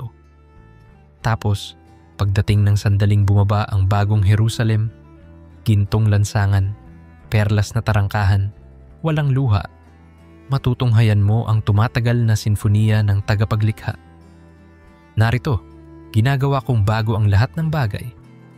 Kapag sumikat ang sabay-sabay na koro ng pinawalang salang mga bansa, maliwanag na wala ng pagtatangi sa pagitan ng Hudyo at Hentil, sapagkat pare-pareho tayong pinadalisay, hindi sa abo ng pulang baka, kundi sa dugong mas mabisa kaysa sa dugo ng Abel, ang dugo ni Jesus na sumisigaw ng kahabagan.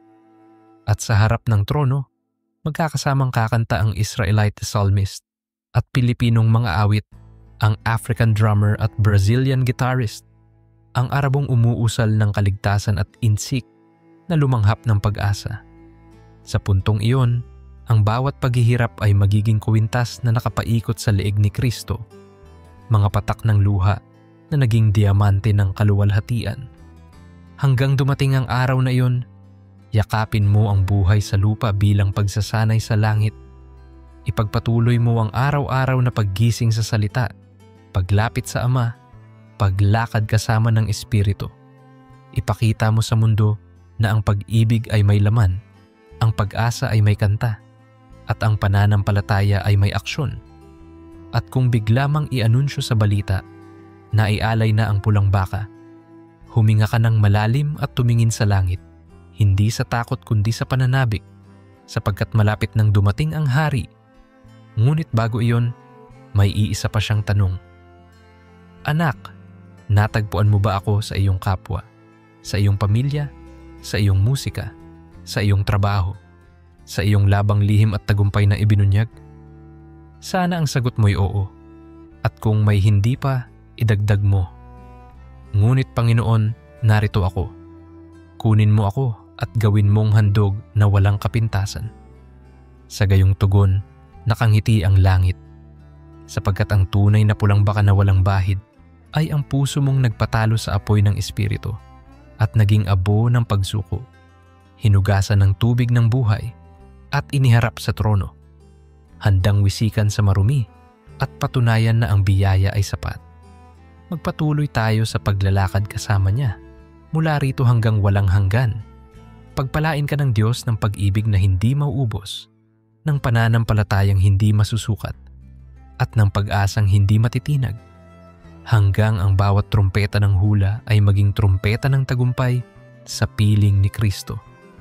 Sa pagsapit natin sa ikalimang yugto ng pagninilay na ito, wari ito matambol na nang mas malakas ang pulso ng kasaysayan, parang lumang tambol ng hukbo ni Josue na minsang umikot sa Jericho. Bawat pagpihit ng oras ay isang ikot sa pader Bawat balita ay tila paghampas ng paa ng hukbong nakahanda sa huling sigaw. Ngunit kung noon ay sapat ang 7 araw at 7 ikot upang gumuho ang matitibay na pader, sa ating panahon ay tila parami ng parami ang pag-ikot at ang pader na dapat bumagsak ay hindi na batong kuta lamang, kundi makapal na sapin ng espiritual na pagkabulag at pangamba. Kaya, bago pa man dumating ang misteryosong trumpeta na magpapayanig sa lahat ng bagay, mahalagang yakapin natin ang mas malawak at mas malalim na larawan ng plano ng Diyos. Isang planong hindi lang humahawak sa takdang aralin ng propesya, kundi kumakalinga sa bawat bahagi ng iyong pagkatao, pag-iisip, puso, katawan, relasyon, bayan, at maging ang sangnilikha. Sa oras na ito, hayaan mong tangayin ka ng Espiritu sa isang paglalakbay na parang paglalayag ni Pablo patungong Roma. May unos at shipwreck, may krus at kadina, subalit may palaisipan ding ahas na kumapit sa kamay at nahulog ng walang kapinsalaan, at may paglitaw ding mga isla ng kaginhawahan kung saan umasang muli ang mga naglalakbay. Magsisimula tayo sa diwa ng pansariling kabanalan, sapagkat kung may leksyon mang paulit-ulit na idiniin ng lumang tipan, iyon ay ang katotohanang ginagawa ng Diyos, ang malalaking kilos sa pamamagitan ng mga pusong unang nilinis at hinubog sa sikretong silid. Tandaan si Samuel na nakarinig ng Samuel, Samuel, bago pa man niya naunawaan ang mekanismo ng tabernakulo. Tandaan si Maria na nakinig sa mensahe ng anghel at itinago ito sa puso bago pumutok ang Bethlehem sa koro ng mga anghel. Sa ating kapanahunan, napakadali nating ipagpalit ang tahimik na kuweba ng pakikipagkita sa Diyos para sa ingay ng notification, ngunit alalahanin na sa taga-Galasya 4:20 ay naroon ang pagsilang kay Kristo sa puso hanggang si Kristo ay mahubog sa inyo. Kung wala ang oras ng pagbubuntis sa panalangin, makapagsisilang tayo ng Ishmael imbes na Isaac.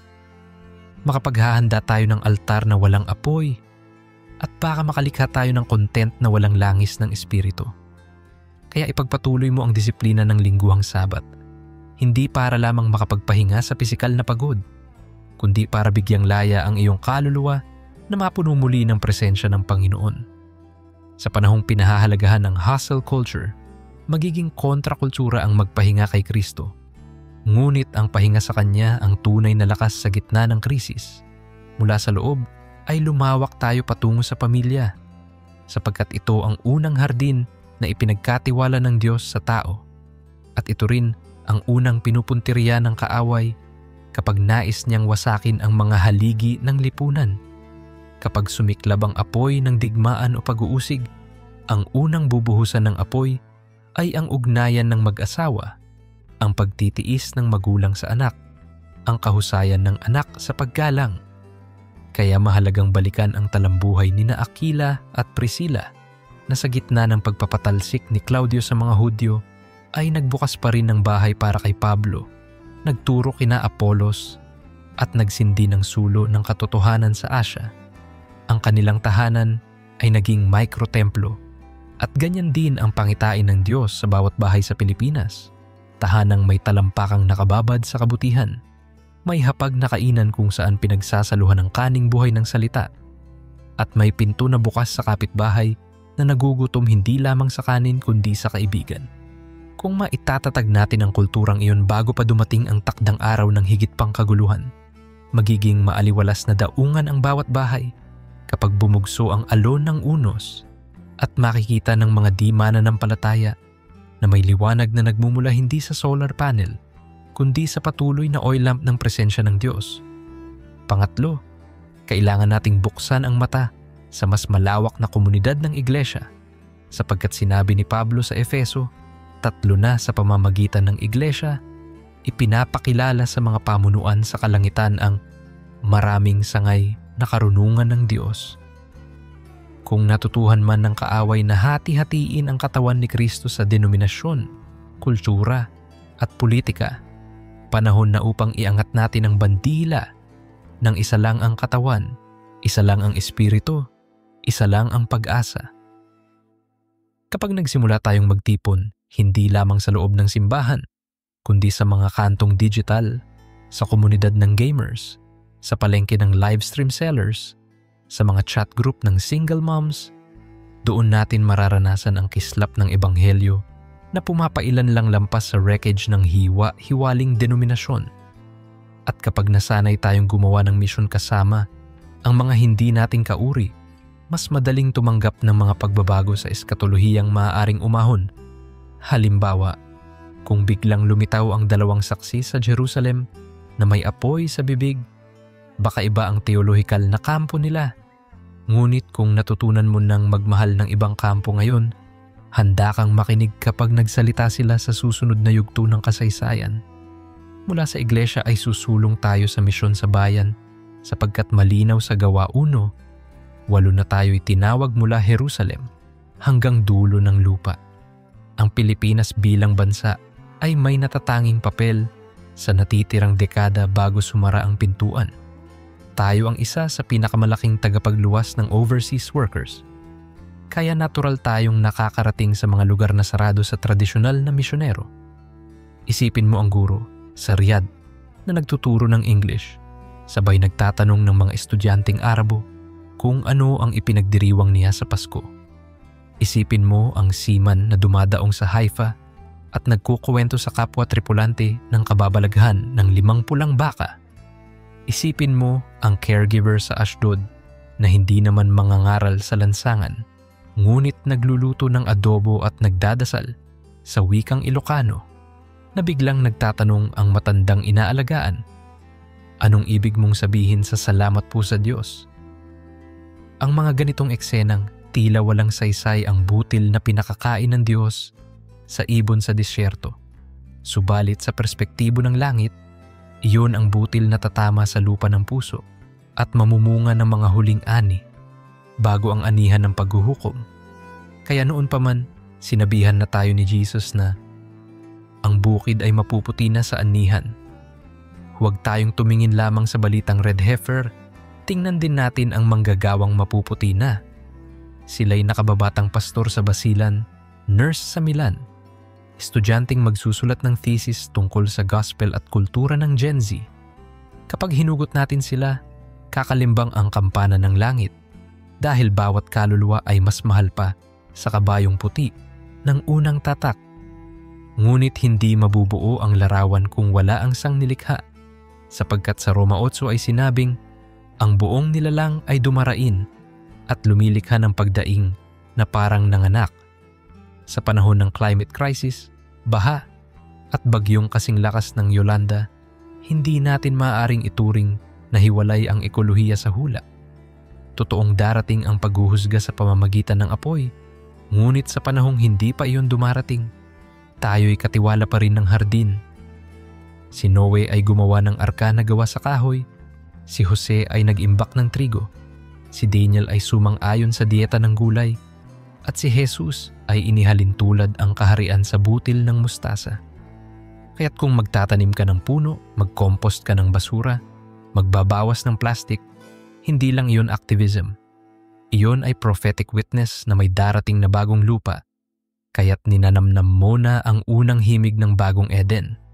Kung ang simbahan ay magiging una sa paghahardin ng lungsod, community gardens, pag-aalaga ng mga watershed, magiging mas malinaw ang larawan na awa. Ang kalooban ng Diyos ay mangyari sa lupa, gaya ng sa langit. Dahil sa langit, hindi tambak ng basura ang ilog ng buhay. Ngayon, lumipat tayo sa larangan ng kultura at sining, sapagkat kung ang musika ni David ay nakapagpalayas ng masasamang espiritu kay Haring Saul, gaano pa kahalaga ang role ng mga songwriter, filmmaker, poet, at digital artist sa panahong ang TikTok soundbite ay kayang umaling-aungaw sa milyong tainga sa loob ng isang araw? Kung hinahabol ka ng deadline, maaring simple lang. Gumawa ng awit na sumasagot sa tanong ng kabataan, may pag-asa pa ba? Gumawa ng tula sa spoken word tungkol sa pagkauhaw sa tunay na pagkakilanlan. Gumawa ng maikling pelikula na nagtatampok sa kabutihang loob sa gitna ng krisis. Hindi kinakailangang tuwirang banggitin mo ang pulang baka sa bawat likha. Sapat nang ipasok mo ang motif ng paglilinis ng kordero ng bagong langit. Sapagkat ayon kay C.S. Lewis, ang pinakamahusay na gawaing Kristiyano ay hindi sermon lamang, kundi mahiwagang kwento kung saan biglang sisiklab ang tamang batis sa desertong akala mo'y wala ng buhay. Kapag natutunan nating magsulat ng ganitong kwento, online man o offline, sinasakyan natin ang agos ng utos ni Jesus na maging asin ng lupa. Hindi lang tayo pepper ng Sunday service, tayo'y sodium chloride na humaharang sa bulok ng moral na decadence at lumilikha ng sanlasa ng pag-asa.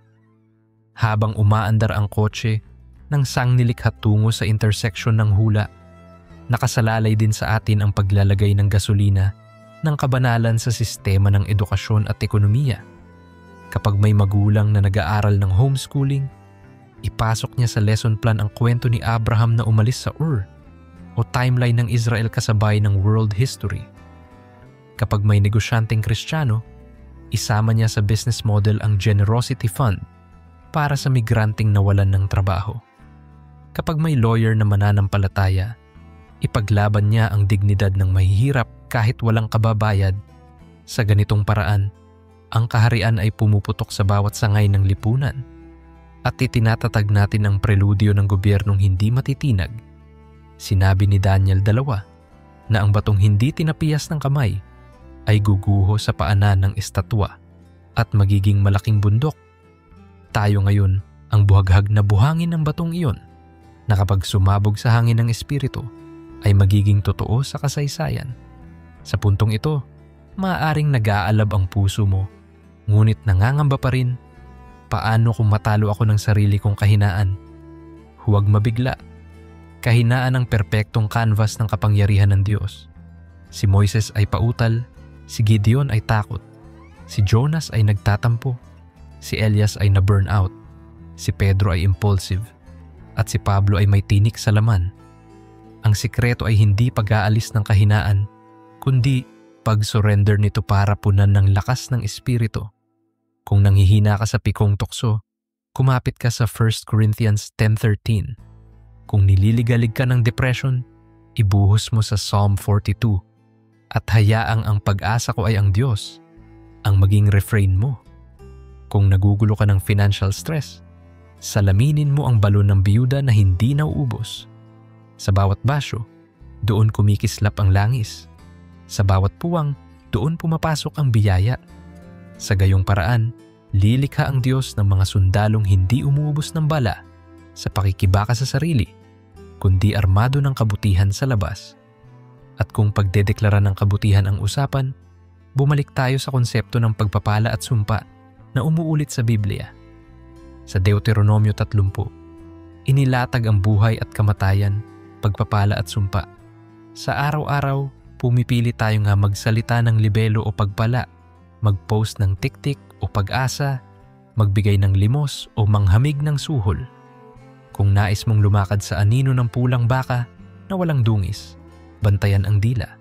Sinabi ni Santiago na ang dila ay maliit pero nakakasunog ng gubat. Kaya bago mo i-share ang nakakatakot na balita, itanong, makapagbibigay ba ito ng pag-asa? Makakatulong ba itong ihahanda ang puso sa Panginoon? Kung oo, sige.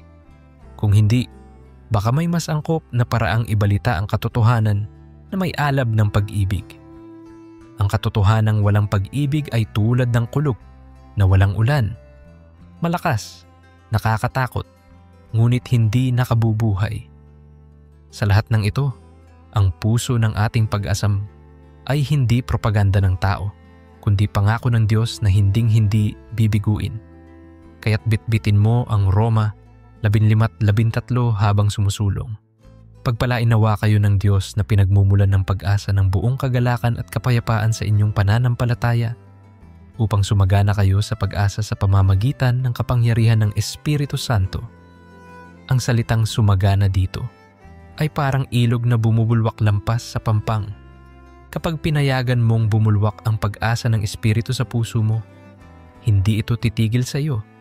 Tatagos ito sa pamilya, kaibigan, kapitbahay at kapwa, hanggang ang mismong daluyan ng pag-asang iyon ay maging pag-ulan para sa tigang na kaluluwa.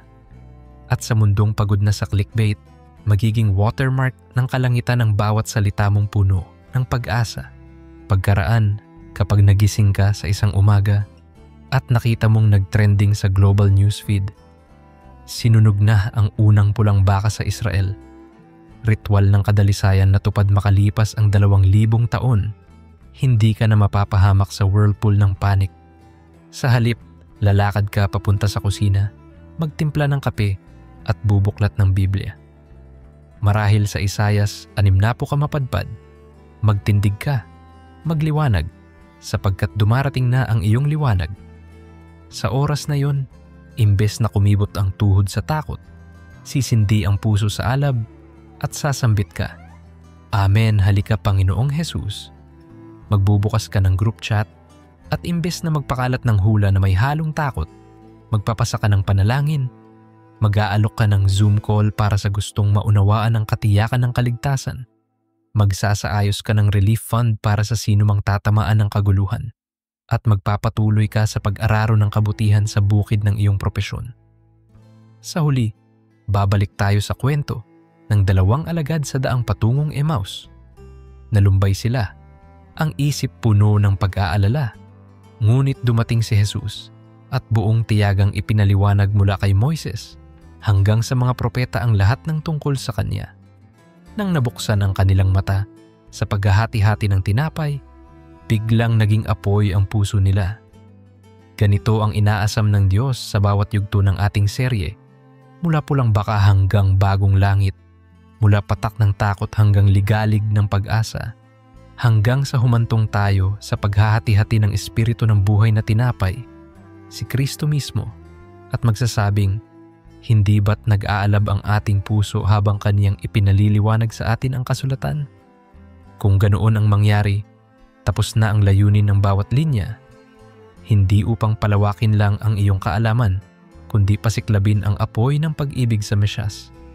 Kaya ngayon, pagtapak mo sa bagong linggo, humarap ka sa salamin at sabihin, ako'y templo ng Espiritu, nilinis ng dugo, hinubog ng salita, pinapadaloy ng Ama sa mundo bilang ilaw. At kung sakaling manghina, balikan mo ang Apokalipsis 22, 17 kung saan ang Espiritu at ang babaeng ikakasal ay kapwa nagsasabing, pumarito ka. Kapag narinig mo ang tugong, ako nga, mabilis akong darating, damhin mo ang huni ng bituin, ang buntong hininga ng puno, ang panaghoy ng sangnilikha, at ang himig ng iglesia. Lahat ay kumakanta ng iisang koro. Sa wakas, ang pag-ibig ang mananaig. Hanggang dumating ang sandaling iyon, magpatuloy kang maghasik ng pag-ibig, sapagkat maaring ang uling butil na itatanim mo bukas, ang huling bulaklak na makikita ng mundong ito, bago lumipat sa walang hanggang tagsibol ng bagong langit at bagong lupa. Pagpalain ka ng Diyos na siyang kayamanang hindi kumukupas. Naway panariwain niya ang iyong lakas gaya ng agila at gantimpalaan ang iyong tapat na paghihintay hanggang sa dumating ang matamis na umagang. Ang unang sinag ng araw ay hindi nalulubog kailanman